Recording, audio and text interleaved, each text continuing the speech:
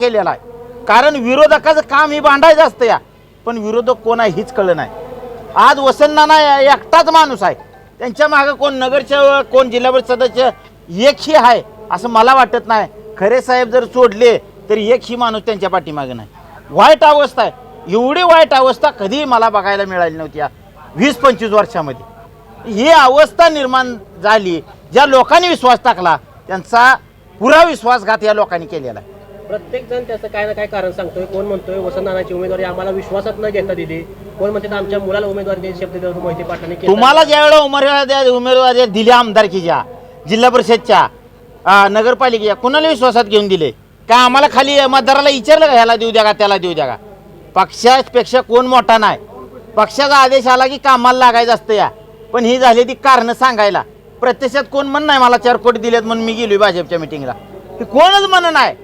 खरं कोण बोललं नाही, बोलतोय वेगळं प्रत्यक्षात करतोय वेगळंच। ही लबाड भूमिका ही राजकीय मंडळी पैसा मागे लागली आणि ह्यांनाही वाटतंय उद्या पैसा फेकून राजकारणात यायचं, त्यामुळे ही राजकारण नासले अक्षरशः भयान अवस्था झाली आहे। सामान्याचं कोणालाही देणं घेणं पडलं नाही आणि सामान्यासाठी मुचकी लोक राहिली त्यात आवाज उठवायला, एवढी वाईट अवस्था झाली सामान्य माणसाची। त्यातलेच काही आमदार पंढरपूरच्या जे आंदोलन चालू रोहित पवारांचं, तिथं स्टेजवरती येऊन सांगतात की भारतीय जनता पार्टी शेतकऱ्यांसाठी काय दिलं नाही, कर्जमाफी केली नाही। त्यांचा तर कहरच केलाय त्यांनी। ती म्हणते सगळ्यात महाराष्ट्रात सगळ्यात जास्त मी तिथं विधान भवनात प्रश्न मांडले आणि इकडे भाजपला मतदान करताय, काय तुमच्या प्रश्न मांडण्याला अर्थ राहिला? त्या स्टेजवर त्या रोहित पवार देखत त्यांच्या समोर म्हणताय माझं जमलं तर जमलं नाही तर उडत गेलं, ही भाषा असते आमदाराची। काय बोललं पाहिजे आमदारानं? कुणासमोर बोलतोय आपण? आंदोलन कुठलं चालू आहे? शेतकऱ्याचा विषय चालू आहे, तुम्ही बोलताय काय करताय काय? म्हणजे तुम्हाला काय पडलं नाही? तुम्हाला तुमच्या राजकारणातच पडले। ही अवस्था जर असेल तर कशाला शेतकरी सरळ मनानं मी भाजपमध्ये गेलोय, माझं असं भाजपनं भागवलंय, मला 2-4 कोट कारखान्याला दिले ते, मला 2-3 वैयक्तिक दिले ते, आमच्या सगळ्या ह्यांना बॉडीला सगळ्या दिल्या ते, मी चाललोय मनानं स्पष्ट। कशाला काय ही काय माहीत नाही का? कुणा सगळ्याला माहीत आहे, फक्त बोलत नाहीत माझ्यासारखा एखादा बोलतो या आणि बाकी बोलत नाही, एवढाच फरक आहे। सगळ्याला माहीत आहे यांचं धंदा कुणाच काय येतं काय। सगळे आमदार आहेत त्या का माळशिरसचा आमदार म्हणतोय माझा केसानं गळा कापला का? मोहिते पाटील नसतं निवडून आला असता का? डिपॉझिट तर राहिलं असतं का?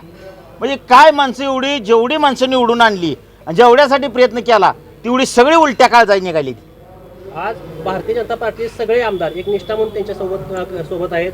स्वतः परिचारक देखील ज्यांना उमेदवारी देणार होते त्यांना ज्यांची विरोधात तुम्ही बघा, यांना ही समोरच्या विरोधकाच बघ नाही ती, ज्यांना उमेदवारी द्यायला पाहिजे होती त्या माणसाला उमेदवारी डावलली। प्रशांत परिचारक माजी आमदार, त्यांनी उलटा प्रचार केला का? त्यांनी दुसऱ्या पक्षाला मदत केली का? अजिबात नाही। मग ती कशी पक्षाचा आदेश पाळते ती? आणि तुम्ही का पाळत नाही? म्हणजे तुम्ही पक्षाचा आणि ह्याचं देणं घेणं नाही, तुम्हाला गांधी बाबाचं देणं घेणं आहे। गांधी बाबा काय भीती वातावरण आहे? गांधी बाबा आहे, भीती कुणाला नाही, बारकं पोरगं सुद्धा कुणाला भेट नाही। आता लोकशाही आहे, तुम्ही आहे सगळी, कोण काय बोललं ईडी सीडी मग तुम्ही खायच कशाला?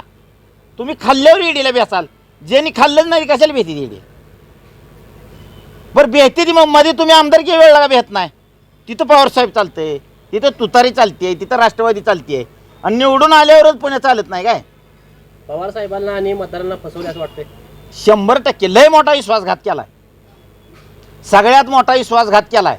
आणि पुण्यावरून म्हणता आम्ही स्वाभिमानी आहे, काय राव तुम्ही असली स्वाभिमानी माणसं असतील?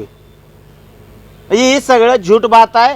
ही कसंही बोलायचं आणि सामान्य माणसाला येड्यात काढायचा धंदा यांनी लावला। ही कार्ड लई दिवस चालणार नाही, ही फुगा आहे, ही फुटणार आहे। बोथऱ्याचा फुगा फुटला, आता बोथऱ्या पळून गेलाय, बिल दिन आहे कोणाची काय नाही। हे असली फुगे माणसं लई दिवस टिकत नसते। ज्या अशी भमसाक बोलते ती, ज्या अशी लबाड्या करून मतं एकात घेऊन पैसे खाऊन भ्रष्टाचार करून पुढे आलेली कधीच जास्त दिवस टिकत नसते। ही तेवढ्यापुरतं टिकते ती आणि त्यांचा काळ संपतो लगेच।